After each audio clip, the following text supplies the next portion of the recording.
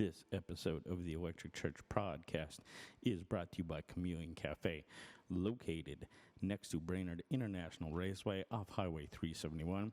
Chameleon Cafe serves the best breakfast, tacos, and sandwiches in the Brainerd Lakes area.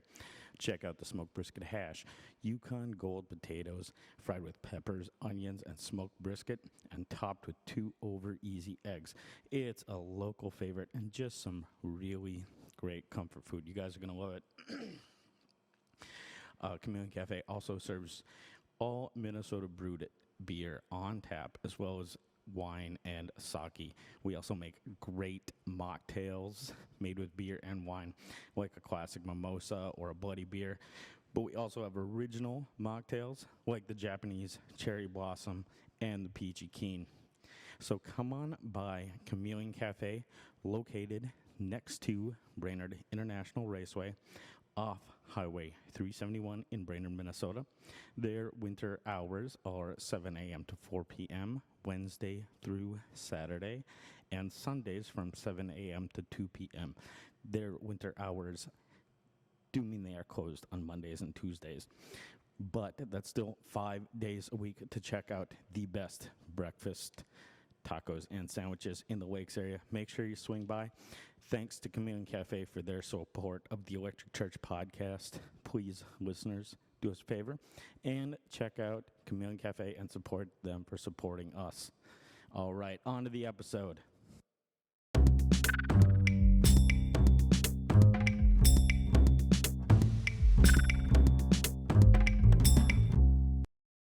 Started here. All right. Thank you for tuning into the Electric Church podcast. My name is Craig. Joining me today is KC. Why don't you go ahead and introduce yourself and tell us a little bit about yourself? Well, my name is Casey, and I'm from the area. I moved up here in 2002, and the primary reason I moved up here was to be closer to BIR. Oh, really? Yes, it actually was.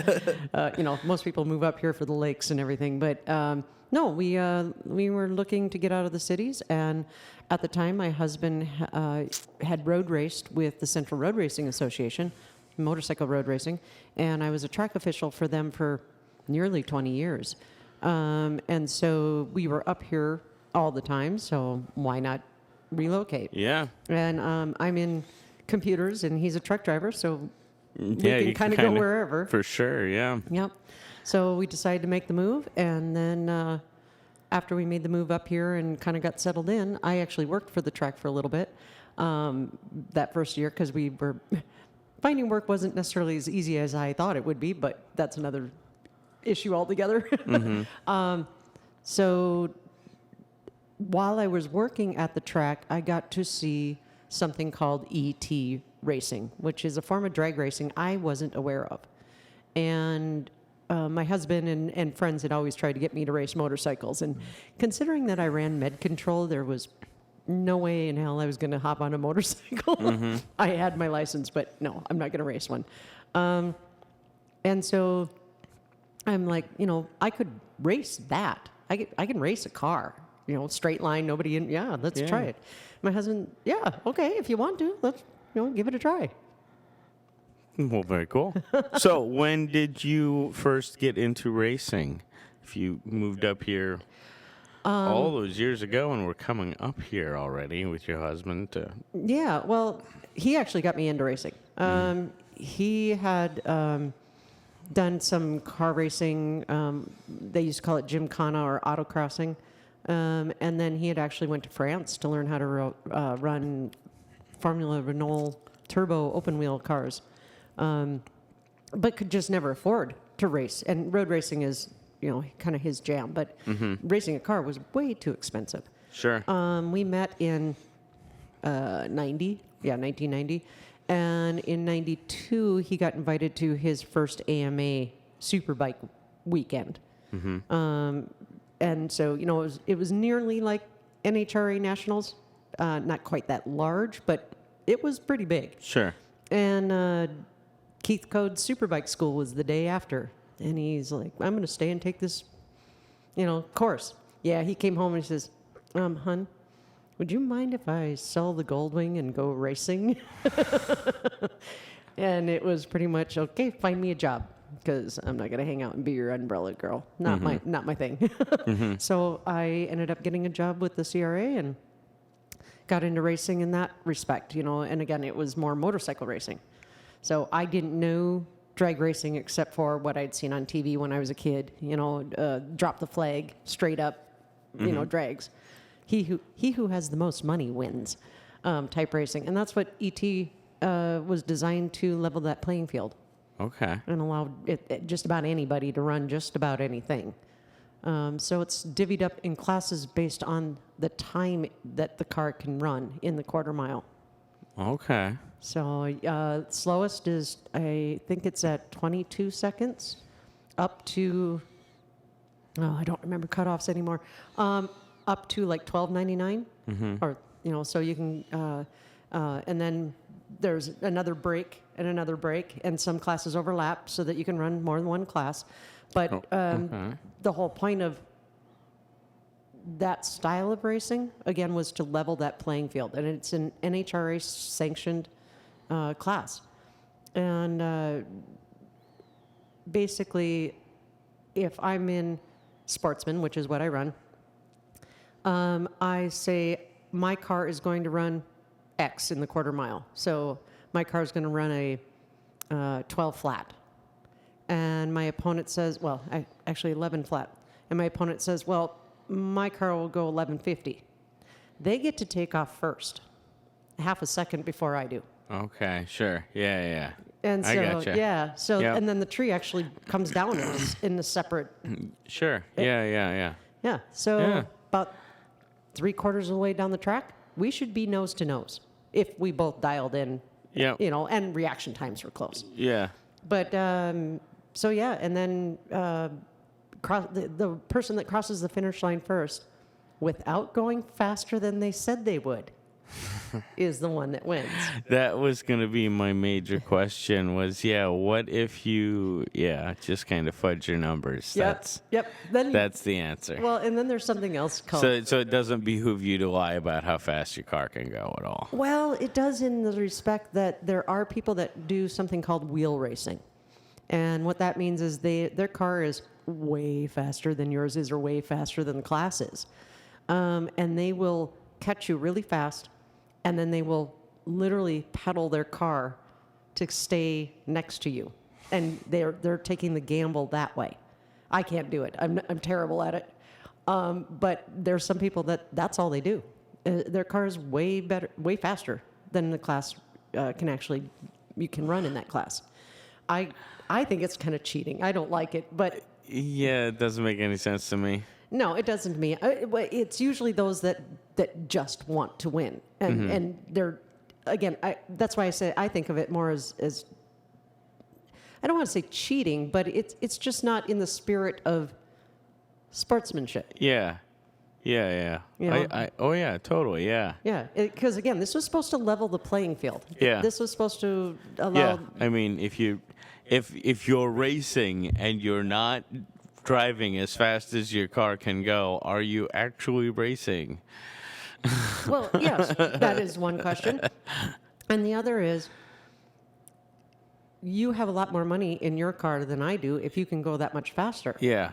That, And then just tap the gas right at the very end and win. yeah. And that goes against what the intention of this class was, or this series was. Yeah. And it was, again, to level that playing field. Yeah. So if you want to do that, go to the heads-up classes. They still exist. Right. And there's different series to do that in. And what a lot of people don't realize too is that there's the muscle car series that runs, which is the Memorial Day, 4th of July, Labor Day, and that is a different series in and of itself, and that has a variety of different classes all over the map, and you can do the heads-up racing and more gambler style racing, and they have the ice cube, and it's index class eliminator, so you have to pick an index class. So usually it's like 11, 1150, 1050, it increments up. Okay. And you have to be within that range, and again, going too fast is a problem. So, but usually your car is way faster than index because you have to slow it down to hit the number. It's a goofy way to race. I'm not very good at it, but there's people that love that class. And at the end of it, they take all the winners and do a shoot-off. And that's what the cube part is. Can you beat everyone? Okay. So a lot of these things you're saying are just way over my head, but that's okay. I mean, you're talking to the audience, really, not to me. Well, yeah, but I mean, I would like a lot of people to understand what we have available up here, and that, there's that big muscle car series, and then you got map proving grounds, which is a big one. They have the drifting, which I actually think that is really cool. And then they do a little bit of drag racing, a little bit of road racing, but a lot of it is the drifting. Yeah. A lot of people don't only think that there's nationals, and that's just about the one of the only events. Exactly. And it's like no, they're running as soon as snow's gone, they're running. They're doing different stuff almost every weekend. Even weeknights. Oh, yeah. Yeah. Yeah, you've got Wednesday night street drags, so that allows you to bring whatever car, basically. I've seen people race their camper vans before. Oh, wow. Yeah. So, hey, I watched a woman actually go rounds in a camper van. It was pretty hilarious. As long as it can do the quarter mile in 22 seconds if you're running brackets. And it was like one of those 60s almost hippie band. It was awesome. Yeah. Wow. And so, yeah, you've got that. And kids drive up from the cities on Wednesday nights to be able to do that because it's street tires, street legal, exhaust, the whole 9 yards. And I don't remember the pricing, but it's pretty cheap. And you can bring all your friends and spectate, and you can just do heads up with your friends if you want. Sure. You don't have to do the classes with the tree, but you get a time slip regardless. So Sure. you get to see how fast your car actually goes. Yeah. And then they have, or at least they used to, I don't know if it's still going on, but they used to have best burnout and fastest reaction time type competition going on in amongst the other stuff. So it's not really a full-on competition, but it gives you a flavor for it, and you can, start meeting other people that do it and challenge them to, let's see. Yeah. But it's a safe way to do it. It's not doing it on the street. And that was the whole intent when it was started, is to get the kids that were drag racing on the roads off the roads. And yeah, I guess there's a thrill with doing it on the road, but I didn't realize when I started drag racing how close those walls actually feel. So there's a thrill all its own right there, because it's almost like a tunnel. They're far, far away, but when you're inside of it, it's a totally and different going rush. fast. Yeah. So, and that's the other thing. You can start out slow. My car was 19 seconds when I started, and I started racing in 2003. So 17 years ago. wow. Yeah, I didn't need the math. This will be your 17th year. Yeah, exactly.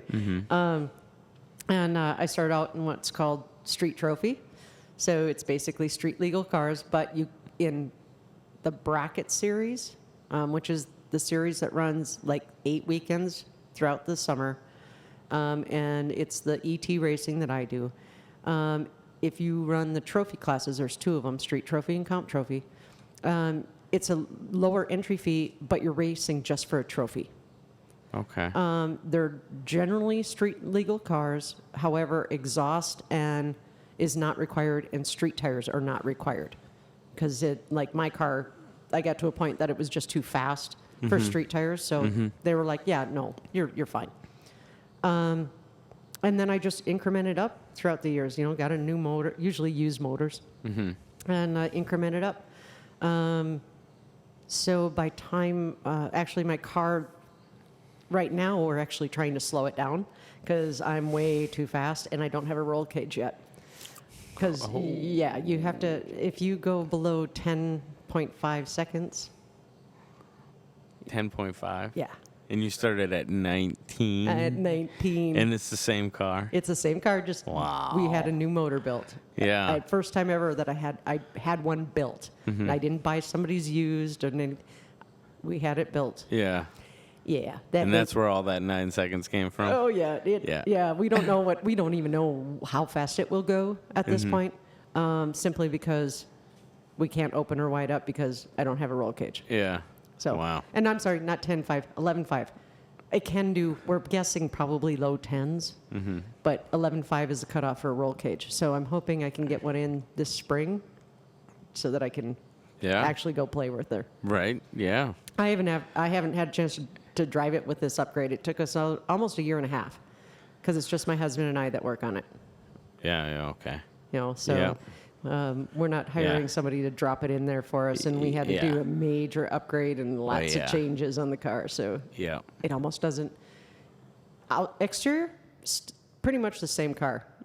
All the underworkings and the the suspension and all of that. Yeah, there's nothing that remains from the beginning. Sure. Yeah.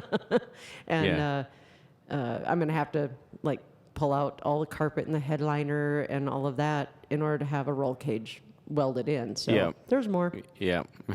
Yeah. As soon as it's warm enough to get out in the garage. Right. So. Yeah. So is this kind of, do you get points in this? Do you drive in a series where you have multiple races during the year? And then do you get points, or does it all just go by time, or? It's kind of a combination of things. So I think this year, I can't remember if there's 7 weekends or 8 weekends. So let's say there's 7. So there's 14 races in those 7 weekends, because Saturday and Sunday are separate. Friday is a test and tune, and then you get 1 time trial in the morning, and then you're in race mode. There is a monetary purse at the end of the day for first and second place. Okay. And you also get points. At the end of the season, unless they change the rule this year, you get to throw out your worst and keep the rest. So if you had to miss a weekend or miss a race, you're not completely screwed. Or you have mechanical failure. Yep. Yeah, and have a horrible time. So, and then those points at the end of the year, you've got the top of your class, actually the top 5. And the top of your class, you get kind of the golden ticket, which gets you your entry fees for the next year covered, or parts of them. I don't know. I can't remember because I haven't made it quite to that point. And you get a really nice jacket that basically says that, nice. I was in the top 5 in my class, Yep. So that's a bragging point, big time. Yeah. So, and a lot of it is just, pure fun. I did not make it past the first round. So I lost instantly until 2006. It was either a mechanical failure or a human failure. Learning how to drive, and figuring things out and having used motors. The first couple of years, we had the original 40-year-old 273 2-barrel in it, and we're starting at 19 seconds. And my husband's goal was to get it to run what the Car and Driver magazine said that motor could run back in 1965. And he did it. He made it. And then it was time to pull it out because it's still a numbers matching car. Yeah. And I bought it from the daughter of the original owner, and it was his daily driver until he passed away in 1999. Wow. So we have no idea what the mileage is on it because Speedo broke many years ago. But considering a daily driver from 1965 till sometime in the 90s, we're assuming that his driving skills got a little off because once we media blasted it down to do the paint job and everything, there was a lot more Bondo and some dents in there we hadn't seen. Yeah. Yeah, that'll happen. Yeah. In fact, there was 2 dents on the roof for the longest time. We couldn't figure out what the heck are those. And I was in the garage and I grabbed the extension ladder because I was going to take it outside. And I turned around, I'm facing the car, and I went, I know what those are. Oh God. This my dad had bought this red Ford one time, and I can't remember what was happening. I think we were like loading wood or something into the box, right? So we're throwing wood into the box, and like a big chunk of Bondo comes out of the side of the box. Like these guys didn't even bother to like get a plunger and pull the. Nope, they just filled it up with Bondo and painted over it. Like, oh God. That would have been funny. Yeah. It was pretty funny. Yes, it was like, what the heck? Oh, I still remember years ago. I actually I did some pageants years ago. So I got to do the parade through town, and I asked the music teacher if he would be my driver because he had this big convertible. I don't remember what it was. It's just a big ass convertible. And he's like, "Do you have a sign for the side of it?" And I'm like, "Yeah, I've got this little magnetic sign." He's like, "We'll have to see if it'll stick." And I'm like, "What do you mean?" I didn't understand Bondo at that point in time in my life. And I'm like, "Oh, okay." Oh God, that's funny. I say they should just put a bunch of metal shavings into Bondo, and then it would be It would have been magnetic. fine, yeah. But it was just funny. We'd have to check to see if it'll stick. Oh God, that's funny. Wow. So, but yeah, it's the glory of owning cars and everything else. And, Yeah. And I've got, I probably should say, I've got a 1965 Plymouth Barracuda. Oh wow. So, yeah. And biggest piece of glass ever put in a production vehicle. Oh really? Yeah, The it's- back window. That big bowed back window. Yeah. And it's also non-corrected glass, which we found out through the years because it had a black interior.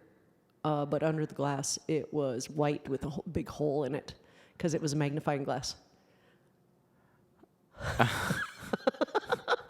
And I actually heard that somewhere out in Montana or Wyoming, there was actually a marijuana grow bust inside of two old junked Barracudas because they were using the... Caught on fire.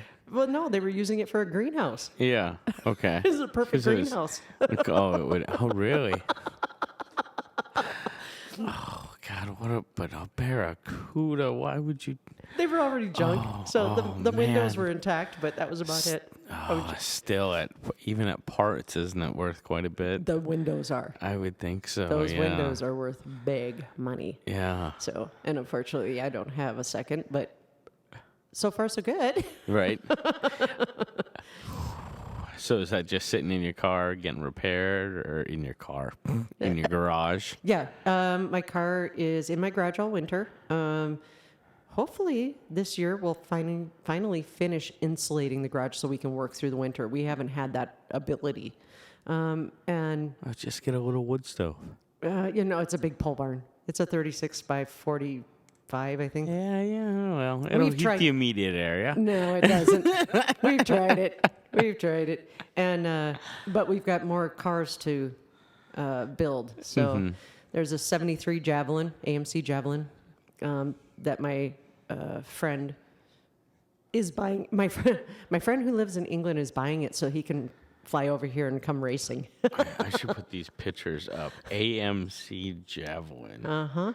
And then we have a... And what was it? What years was what was yours? A 70? Mine's a 65 65. Plymouth Barracuda. And I can send you a picture of that, of two Oh, of the yeah. three. So definitely. And then my husband has a... actually, his is the 73. It's a 73 Dodge Colt wagon, which most people didn't even know existed. It's actually it was a joint operation with Mitsubishi. It's a Mitsubishi Galant wagon, but it had the Dodge Colt emblem on it. And some maniac at some point in time stuffed a 340 in it and put a roll cage in it, big fat tires. So yeah, we're hoping to get that on the track and see what kind of monster it is. Right. That sounds interesting. Yeah, it should be.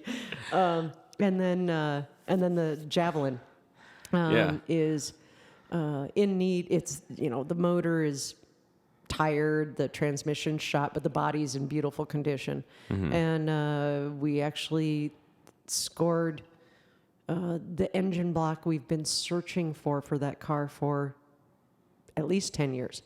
AMC had one motor that was coveted for racing, and it was called the 401, and we found one. We actually found two. So we're hoping out of the two blocks we've got that one or both are usable. And if they're both usable, we'll sell one to do the work on the other. Right. Yeah. Because they're worth Sure. crazy money, and we stumbled across them. So I think we spent $400 for the two of them. Oh, wow. Yeah, and That sounds like a good deal. Oh yeah, one of them sells for like $1,500 bare. Yeah. Ooh. Nice. So yeah, like I said, we can build we can build it. I was thinking of the Bionic Man. We can rebuild it. we can rebuild stronger.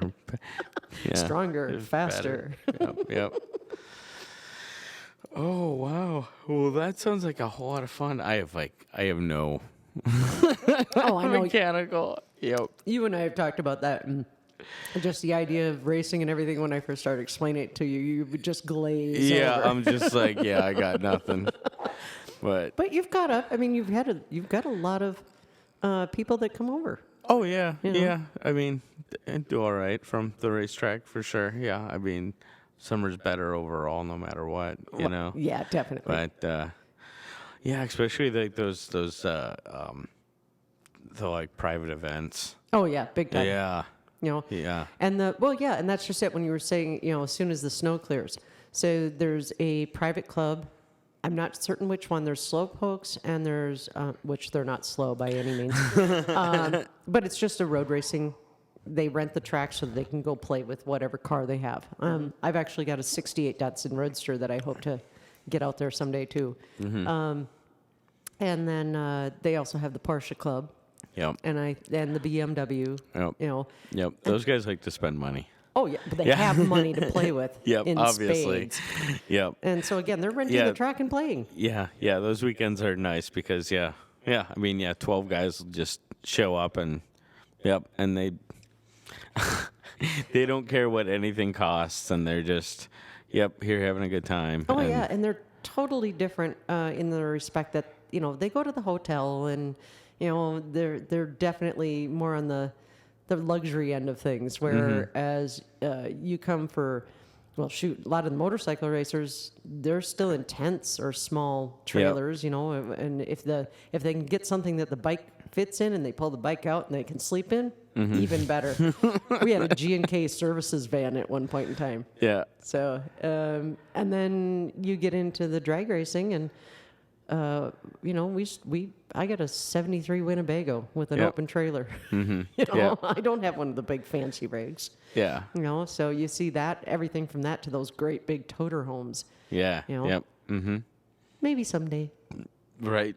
Yeah. Some of the things you see pull in, you're like, whoa, that motorhome cost as much as a house. Oh, at minimum, yes. Yeah, and then it's towing a car that costs almost as much as a house. Oh yeah. Yeah. A lot of them have more than one car in them if they're the stackers, Yeah. And a lot of them manage to find maybe sponsorship somewhere. Yeah. Because you've got everything in that respect too. When I say it's kind of leveling the playing field. I'm considered what's a privateer. I've never had sponsorship. Everything on our car has been done out of our pocket by ourselves. Some of them are just really, really good at it, and they make enough out of their race winnings to help maintain and keep the car going year to year, pay their entry fees, get the new set of slicks, that type of thing. And By that you mean tires, right? Yes. Woo! I know a little bit of the lingo. I can figure a little out. Yeah. Depending on your car, my car takes like really narrow ones because it's a small car, and a set of those is for 2 tires. Set is $325. And the faster your car and the bigger the burnouts you like to do and the more races that you do, You might get a season, maybe 2 seasons, Yeah. So so far I managed about 2 seasons on average, but with this new build, yeah, that might not be the case anymore. We'll see. Man, I've had cars that I paid less for than that. Oh, yeah, that's what I mean. Yeah. Cars don't. Well, it's pretty find anything under $500 nowadays. But man, 20 years ago when I was in high school, it was easy to find a car for less than $100. Oh, yeah. So Like working. a completely functional car, Yeah. yes. Well, and speaking of some of that, if people haven't had a chance to come out for NHRA Nationals and experience the zoo, it's definitely something to do at least once in your life, I think. And part of it is just people watching the party barges. Right, The yeah. elaborate vehicles that people make Yeah. literally to drive in Yep. circles on dirt infield roads for a week. Yeah, and drink. Mm-hmm. Yeah. They have to get a pull in. It's private property still, like Yep. into the gas station and over here. So yeah, they got to pull in and get gas. And oh yes, there's some interesting, like, a Chevy S10 seems to be popular to convert. Like where they chop it up and like build a whole thing. Like I've seen like a 2-story whole like Is that the one with the DJ and the disco ball? yeah. Yeah. Oh, Have you seen the pirate ship? yeah. There's another one. That one always reminds me of Animal House, to be honest. Right. But yeah, it's an experience all in and of itself. And a friend of mine, who you probably know, Dennis, with the CRA, he's got the Moke, the Omni Moke. Maybe. It was a Dodge Omni that the local fire department had used for the Jaws of Life training, except it still ran. So he asked if he could buy it off of him, and I think he actually got it for free. Yeah. And throughout the years, it's now grafted onto a Bronco or Blazer chassis, so it's 4-wheel drive. It's got Lincoln air ride suspension in the back, so they can put one of those 4-wheeler carriers in a receiver hitch. Okay, and, yeah. And they can have extra people back there in lawn chairs. And it's got not really a roll cage, but it goes around the car because there's no roof, so it has to have stabilization. And it's got the running boards off of like a Lincoln Navigator, so they fold up, and it's got ground effect lighting. It's crazy. Oh man. Yeah. Yeah, it's a good time. Oh yeah, and again, there's so many things, and some Wet and Wild Weekend is another good one out at the track. You have the Central Road Racing Association doing the back road race course, motorcycles on the road race course. Total fun to watch and some serious speed. On the infield pond or lake, whichever you want to refer to it as, Lake BIR is the nickname for it. They have snowmobile racing on water. Yeah. Only in Minnesota, I think. Right. We managed to do grass drags on snowmobile, and we actually do asphalt drags on snowmobile. So why not skip them across water too? Well, sure. And of it's course. actually a road course. It is Yeah. not just a straight up drag, which I thought it would be. No, Yeah. it's a full on road course Yeah. that you got to make like 3 laps on. That's awesome. It is. It's great. And then at the same time, there's bracket racing on the front straight. So Yeah. for one ticket, you get to go out and see all sorts of craziness. So what's the price range on some of these events? Oh, honestly, I've never paid to come in as a spectator. I suppose, huh? I think it's around I think it's like 85 to come in on Friday, and then it reduces so that if you came in Saturday night, it's 65 or something around that range. Sure. But it's all on their website. I suppose, They have yeah. a great schedule and Yeah. all the event tickets and information and everything else. But and if you like to go camping and you want to have camping with a little fun, you get your camper out to BIR because it's probably cheaper than parking at your local campground. Sure. You can even get hookups and just have a totally Yeah. different experience. Yeah. Plus Yeah. there's a bar. You're right. Yeah.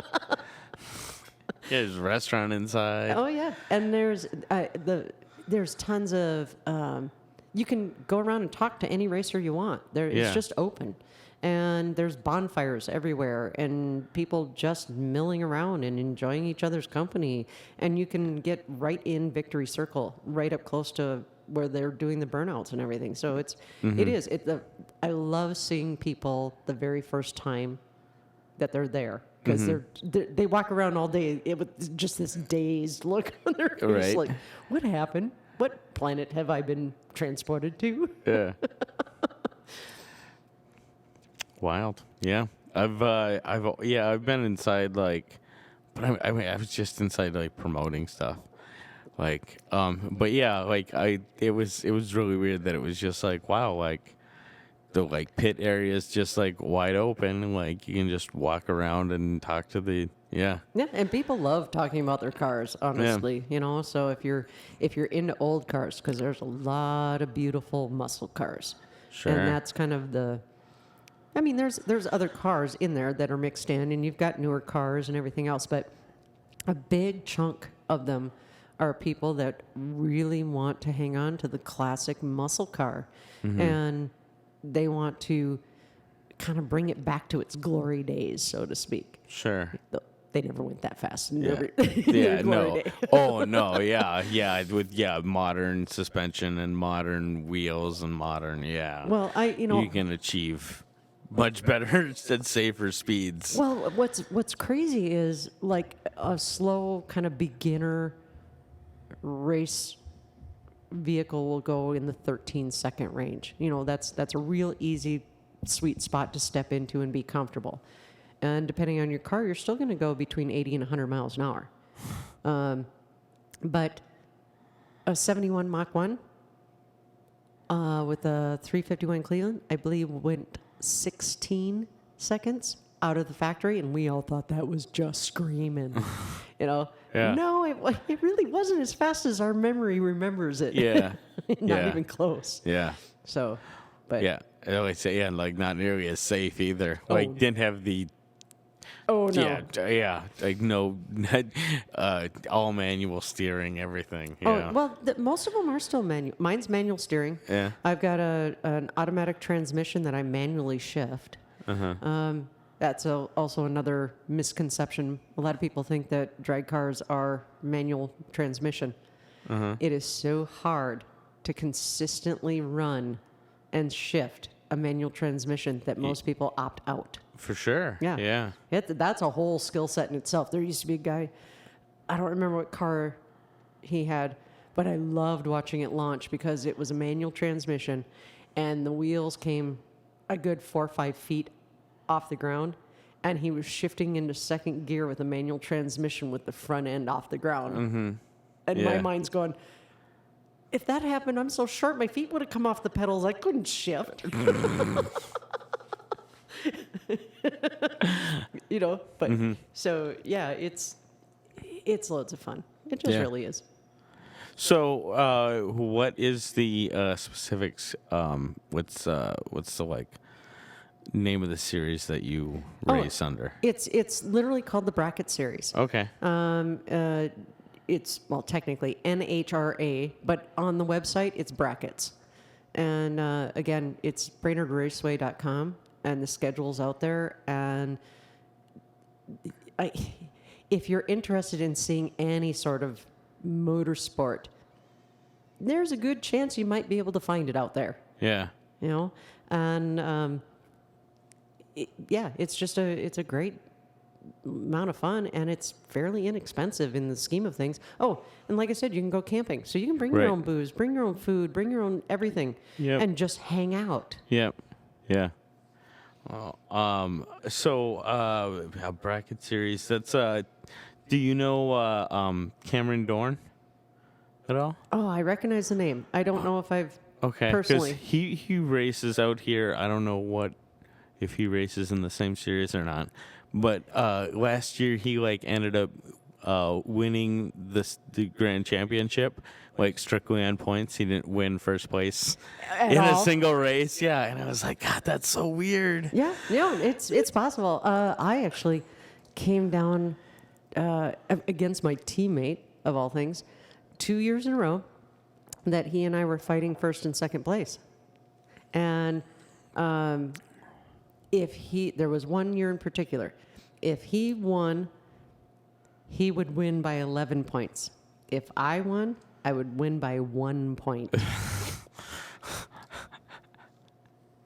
And it was only, when that morning started, I had it in my head that I was going to be his spoiler because there weren't enough cars for me to catch him. Sure. Somebody had come in that morning and is like, no, we have enough cars.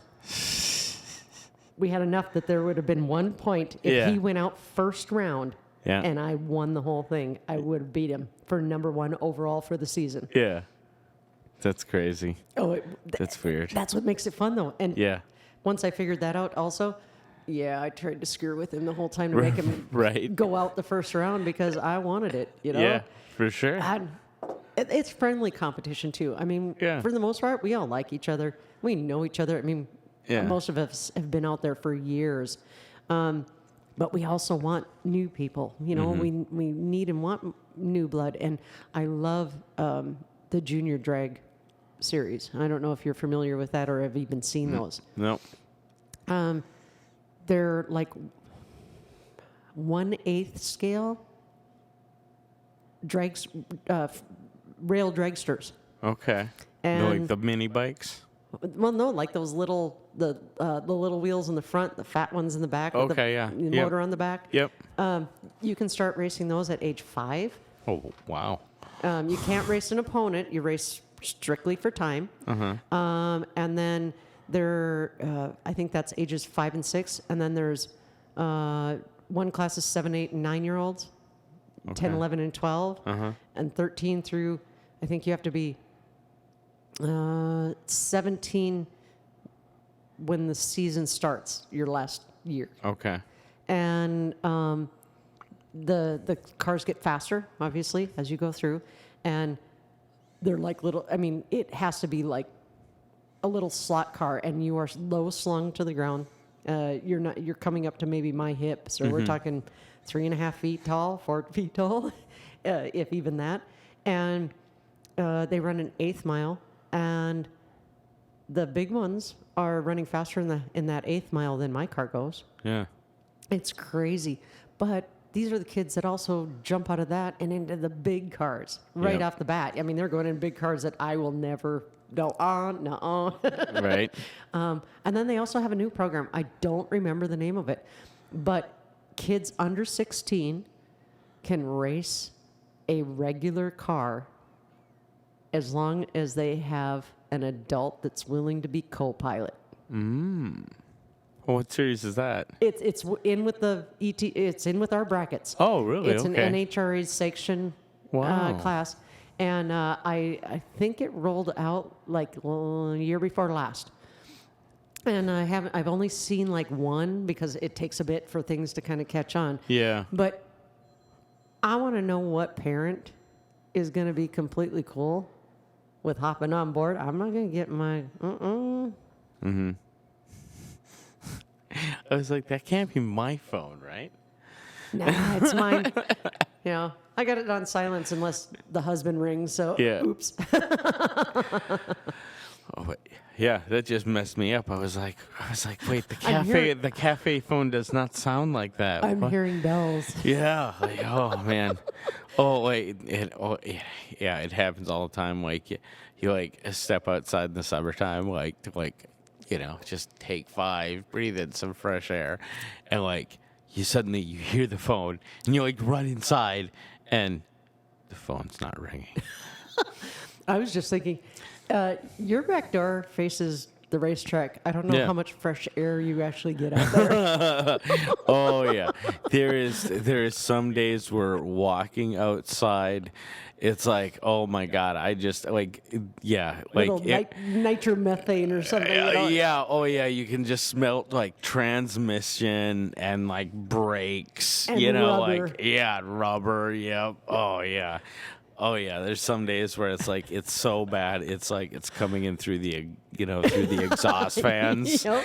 Like so, like that beautiful smell of smoked meats and everything is just gone, and it's just rubber and burning transmission. But like, then again, if we're coming over from the racetrack, we Yeah. find that just, that's Right. beautiful. Right? Yeah, you guys are the kind of people that like use gasoline as cologne and stuff. Oh, yeah, pretty much. I mean, Yeah. come on, there's nothing like unleaded fuel. One of the best smells on the planet. I don't know. I guess there's probably people out there that think diesel is where it's at. Nah, not for me. Farmers like kerosene, right? Oh, yeah, definitely. Yeah. Well, and that's the other thing, too. So I'm sure most everybody has heard of nitrous, putting a little nitrous in your car and giving Yep. it a boost. But if you run a diesel, it's helium. Really? Yep. That's interesting. Uh-huh. And I've seen some souped up trucks. There was a guy that used to run this truck. Just freaking awesome. And he was a logger out of Canada, and that was his logging truck for years. Yeah. And he finally decided to retire it, spiff it all back up, and bring it out here, and it had the double stacks and would just blow black smoke all the way down the quarter mile. Yeah. Thing was nuts. And I can't imagine how much money he had in it. But, hey, he was a retired logger, and I guess he had a bit to spend. So, Right, yeah. Plus, the Canadians are always a little over the top sometimes, Yeah. They're loads of fun, but Yeah. you did what? Yeah. So, and that's it, too. We're one of the closest racetracks for our friends just across the border. Yeah. And we draw from North Dakota, South Dakota, Iowa, all of that. Mm-hmm. And in Minnesota, there are technically 4 racetracks, I believe it is. So you can definitely get your fill if you want to be a racer and go every weekend. You can do it. Now you say technically 4 racetracks. What exactly? Because there's the North Central Speedway is just down the road. You got Fargo Moorhead, Okay. and I don't remember which side of the Okay. border that one's on, but that's top end drag strip, and I'm talking just drag strips. So that's top Okay. end. Okay. And then there's Rock Falls, and then there's somebody's going to be mad at me because I can't remember the other one. But so you can run a circuit right here. Okay. Yeah. I And gotcha. the other one is actually in Wisconsin. So I said technically one might be North Dakota. I can't remember what side of the border. And the other one is in Wisconsin. But it's kind of all the same people. Yeah. So it's kind of a Minnesota circuit that goes on. Sure. Because there's more Minnesotans, I think, at that Wisconsin track than there are people from Wisconsin. Sure. And then, there's other tracks. We've got Elko Speedway, North Central Speedway. For dirt track, I know there's more. I can't think of them off the top of my head. Well, the State Fairgrounds used to have the asphalt track, and I don't know if they still run it or not. So, there used to be a State Fair 200 or something like that, and that was part of the NASCAR Truck Series for a portion of time. So if you're a race fan, you can find it. We have IIRA that runs, which is the International Ice Racing Association, and they road race front-wheel drive cars out on the ice. They make a road race course and go hell-bent. So those guys are nuts too. But it looks like no a lot kidding. of fun. Yeah. Yeah, no, thank you. Oh yeah, I do it in a heartbeat. No way. I you can't even get me on the ice to go fishing. So, You're one of those. well, first of all, I like fishing in open water rather than through a hole in the ice. Second of all, you can only be on, I don't know. You can only be on so many lakes and watch it crack or watch the The ice. sonic boom. Or watch the ice move like waves. I don't go out there when it's that thin. I find it a little, unnerving, and I just don't want to repeat those experiences again. Oh, no, I don't blame you. No, I don't blame you. So, yeah. The only reason I ever went out ice fishing is a company that I worked at previously. We'd have people come in that were coworkers from Brazil and India and stuff like that. Well, of course we got to take them out ice fishing. You know, sure. Hand them an auger and have them test it out and see if they could actually drill a hole with it. And there was one year I remember we were out off of Breezy Point. I don't remember what lake that is.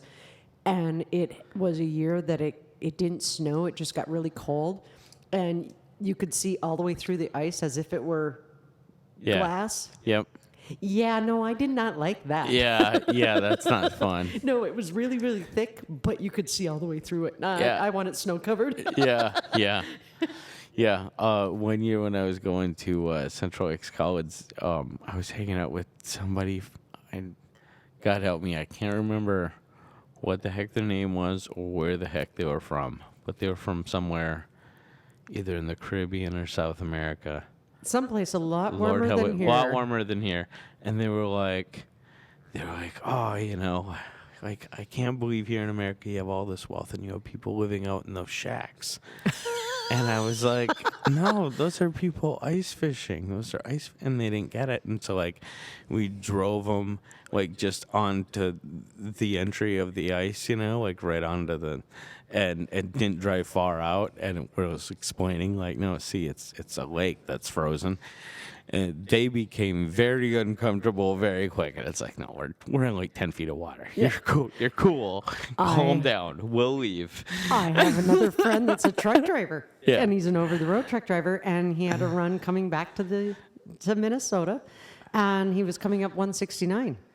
And he had two truckers with him that were on CB. And they were talking back and forth. And they were coming up from like Louisiana or Mississippi or something. And they were making the same comment about the shanty town. It was it was Mille Lacs. Oh man, that's hilarious. Yeah, he says it took me about another half hour to an hour of our run to convince them that they were on ice. Oh man, that's hilarious. But well, my computer is yelling at me that I'm running out of storage space. So, we better cut the conversation before the computer cuts it off for us. I think that would probably be a good idea. Yeah, and I guess I'm going to have to do some cleanup on the space. But thank you very much for coming in and joining us. We'll, it was heavy. glass and a half of wine into the starting to slur my words. Mush mouth. All right. Well, thank you again for joining us, Casey. We'll have to have you back again and have a long conversation when the computer's not yelling at me that I'm running out of space. No, it's been a lot of fun. Thanks. Yeah, no problem.